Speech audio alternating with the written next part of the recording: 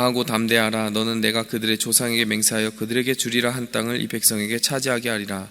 오직 강하고 극히 담대하여 나의 종 모세가 내게 명령한 그 율법을 다 지켜 행하고 우로나 좌우로나 치우치지 말라. 그리하면 어디로 가든지 형통하리니 이 율법책을 내 입에서 떠나지 말게 하며 주야로 그것을 묵상하여 그 안에 기록된 대로 다 지켜 행하라.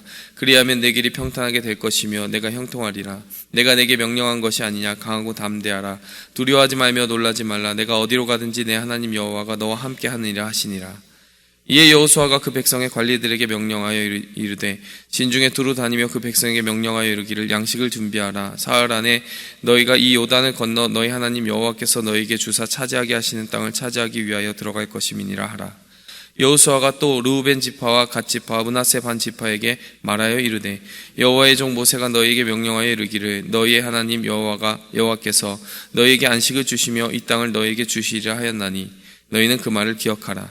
너희의 처자와 가축은 모세가 너희에게 준 요단 이쪽 땅에 머무르려니와 너희 모든 용사들은 무장하고 너희 형제들보다 앞서 건너가서 그들을 돕되 여호와께서 너희를 안식하게 하신 것 같이 너희의 형제도 안식하며 그들도 너희 하나님 여호와께서 주시는 그 땅을 차지하기까지 하라.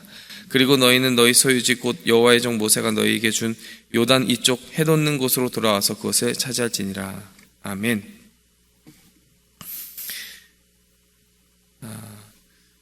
이 여호수아서의 말씀을 우리가 지난 시간에 살펴보면서 이런 이야기를 했습니다. 이 여호수아서는 어떤 한 인물의 위대함을 부각하고자 하는 그런 말씀이 아니다. 여호수아라고 하는 인물이 어떻게 정말 위대하였고 지략이 풍부하였고 그 능력으로 그 땅을 차지하게 하였는지 여호수아를 보면서 배울 점이 많아서 여호수아서가 된 것이 아니다. 이런 말씀을 나누었습니다. 말씀 처음 시작부터 여호수아는 두려워 떠는 그 모습을 보여주었습니다. 모세가 죽고 나서 그 영적인 지도자의 빈 공백을 채운다라는 것은 여호수아에게 어마어마한 짐이었을 것입니다. 그렇기 때문에 오늘 본문 말씀에서도 강하고 담대하라 6절 말씀, 7절에 강하고 극히 담대하라, 그리고 또 이어서 9절 말씀에도 강하고 담대하라, 내가 너에게 명령한 것이 아니냐, 이렇게 하나님께서 반복적으로 이야기하십니다. 두려워하지 말며 놀라지 말라, 이렇게 이야기하십니다. 무려 4번에 걸쳐서 비슷한 말씀을 계속 반복해 주시는 거예요. 여호수아가 내색은 하지 않았지만, 겉으로 드러내진 않았지만 그 마음의 중심을 보시는 하나님께서는 여호수아의 마음 깊은 곳에 두려움과 떨림이 있음을 알고 계셨다는 것이죠. 하나님은 어떤 위대한 인물의 위대한 것을 가지고 하나님의 일을 하시는 것이 아니라 이렇게 약하고 두려워하며 떨며 하나님을 의지하는 그 인물에게 하나님의 말씀을 주시고 명령을 주셔서 그 말씀대로 이루어 가시는 그 일 가운데 세워서 사용하실 뿐이라는 것을 지난 시간에 살펴보았습니다. 그렇다면 오늘 우리는 강함에 대해서 이야기해 봐야 될 것이에요. 우리의 강함, 우리의 어떠함을 가지고 하나님 앞에 나아가지 않는다면, 그렇다면 하나님께서 우리에게 주시는 그 강함은 무엇이고, 또 우리가 우리의 자연적인 강함을 하나님 앞에 어떻게 처리받아야 될 것인가, 그것을 먼저 살펴봐야 될 것입니다.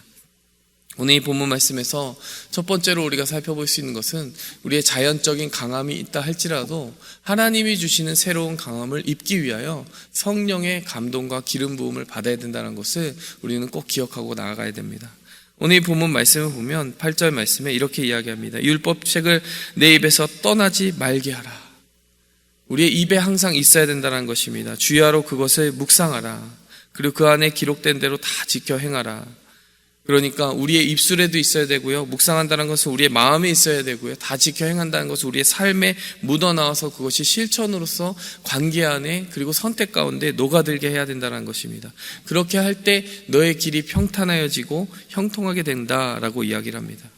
이것은 하나님께서 이 명령과 말씀을 주실 때 그것이 우리의 모든 전인격적인 삶을 지배해야 된다라고 이야기해 주시는 것이나 다름없습니다. 입술과 그리고 마음과 우리의 삶의 모든 선택을 이 말씀이 지배해야 된다는 것이죠. 이것을 달리 말하면요, 성령의 감동에 의해서 살아가는 그 삶이 강하고 담대할 수 있다는 것입니다. 내가 너에게 명령한 것이 아니냐, 강하고 담대하라. 하나님께서 명령하셨기 때문에 강하고 담대할 수 있다는 이 말씀은 달리 말하면 그 하나님의 명령이 그 사람에게 권위가 되고 그 하나님의 명령하셨다는 그 이유만으로 그 영혼이 그 명령에 순복할 수 있는 상태에 머물 때에만이 하나님의 말씀이 그를 강하게 할 수 있다는 것을 의미합니다. 여러분, 우리가 가진 자연적인 지식, 자연적인 능력, 그 어떠한 것을 의지할 수 있는 많은 것들이 있을지 모르겠지만 하나님께서 오늘 말씀해 주십니다. 오직 그것을 하나님의 말씀으로 다시 세례받게 만들라. 여러분, 사실 자연적인 지식과 그런 하나님이 주신 은사들이 의미가 없다라는 말은 아닙니다.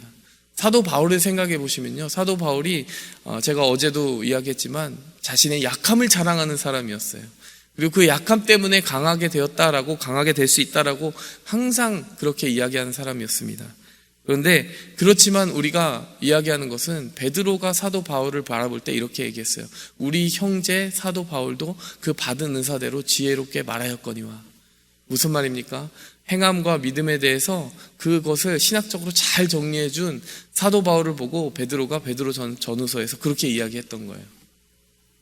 사도 바울의 지식이 필요가 없었느냐? 그렇지 않다라는 거예요. 가말리알의 그 문화에서 공부했던 그 모든 것이 예수님을 믿지 않았던 그때에는 사실 허무했습니다. 그것으로 말미암아 예수님을 핍박했습니다. 그런데 여러분, 나중에 하나님의 그 성령이 그에게 임하고 그가 다시 믿음으로 하나님의 말씀으로 세례받게 되었을 때 그의 모든 자연적인 지식과 은사들까지 같이 함께 세례를 받은 것이에요. 하나님의 손에 붙들리게 된 것이에요. 그러므로 말미암아 그가 가진 지식이 얼마나 놀랍게 쓰임받게 됩니까? 그가 신약 성경의 대부분을 기록하는 사람으로 쓰임받게 됩니다. 여러분, 우리에게 주신 자연적인 강함과 또 지식과 능력과 은사를 소중히 여겨야 됩니다.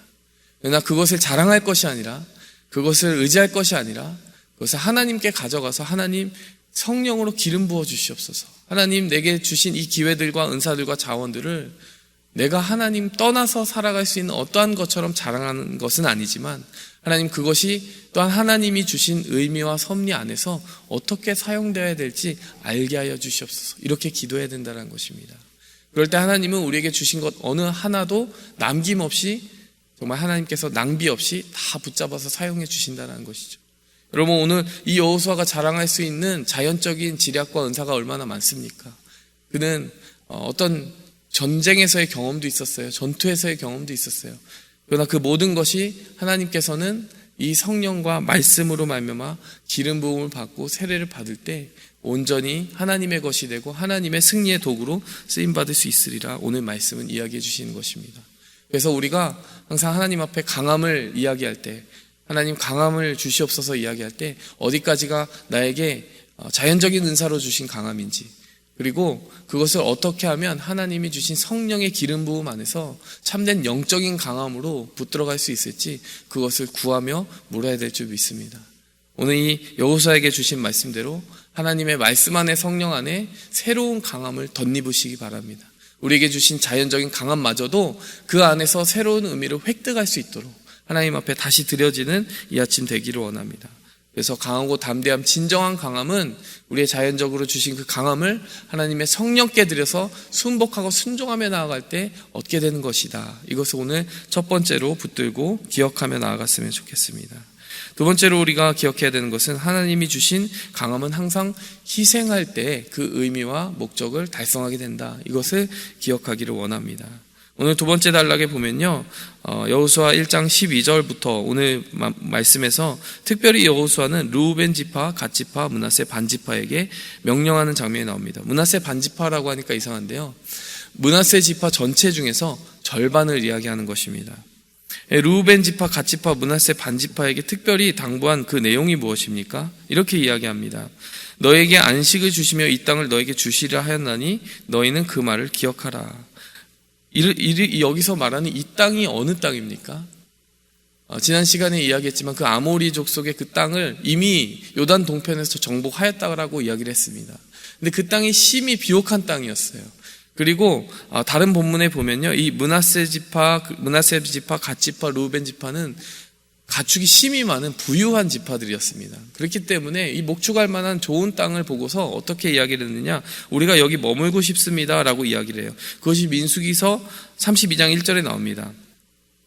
그들은 심히 많은 가축들을 가졌더라. 그들이 아셀 땅과 길르앗 땅을 본즉 그곳은 목축할 만한 장소인지라.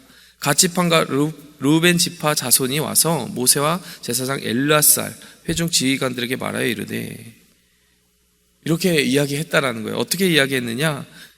바로 이것을 이 땅을 소유로 주시고 우리로 요단을 건너지 말게 하소서. 민수기서 32장 4절에서 5절까지. 그러니까 자신들이 가지고 있는 이 정말 강한 부유한 것들이 많이 있는데 이 목축을 하기에 좋은 땅을 우리가 볼 때 여기서 이 가축들을 먹이고 여기서 눌러앉아 살았으면 좋겠습니다. 우리로 요단을 건너지 말게 하소서 이렇게 이야기한 거예요. 이때 이 말을 듣는 모세의 마음이 어땠을까요? 모세는 즉각적으로 그것에 대해서 부정적인 의견을 이야기합니다. 왜 그렇습니까? 하나님께서 분명히 요단을 건너서 약속의 땅으로 들어가라고 하셨고요. 그것이 이스라엘 자손의 본연의 정체성이자 하나님의 명령을 따르는 자가 마지막으로 도달해야 될 약속의 땅이다라고 이야기를 했기 때문입니다. 근데 이미 이야기한 그 명령에 대해서 정면으로 반대되는 이야기를 한 거예요. 우리 요단 강 건너고 싶지 않습니다. 전쟁하고 싶지 않습니다. 여기 머물고 싶습니다. 이 말을 들었을 때 모세가 얼마나 근심하였겠어요. 그래서 6절과 7절 민수기서 32장에 이렇게 이야기합니다. 너희 형제들은 싸우러 가는데 너희는 여기 앉아있고자 하느냐. 어떻게 다른 모든 지파들이 희생하는 가운데 너희는 혼자 여기서 머물고자 하느냐. 이렇게 이야기를 하는 것입니다. 희생 없는 그들의 태도에 대해서 책망하십니다. 그리고 나서 7절에서 이렇게 이야기하는 거예요. 어찌하여 이스라엘 자손에게 낙심하게 하여서 여호와께서 그들에게 주신 땅으로 건너갈 수 없게 하느냐. 너희가 여기에 머무는 선택은 너희에게만 임팩트를 주는 것이 아니라 이제 가서 그 땅을 정복해야 되는 나머지 자손들이 낙심하게 되는 결과를 낳을 것이라는 거예요. 그들이라고 이 비옥한 땅에 머물고 싶은 마음이 없겠냐라는 겁니다. 그래서 그들에게 요구한 것이 무엇입니까? 함께 나아가 싸워야 된다라고 이야기를 합니다. 그들이 그 모세의 명령에 대해서 어떻게 반응하였을까요? 오늘 여호수아가 다시 한번 당부한 말씀처럼요, 무장하고 같이 가서 싸우는 선택을 하게 됩니다. 그때 모세에게 하였던 그 언약 그대로 받아서 여호수아가 다시 한번 너희가 했던 그 약속을 지켜야 돼라고 이야기를 하는 것이죠.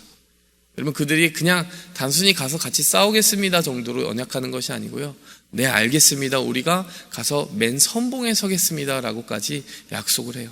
그것이 하나님 보시기에 참 기쁘고 흡족한 일이었다라고 생각을 했는지 모세도 그것을 기쁘게 여기고 수락해주는 장면이 민수기에 이미 나옵니다.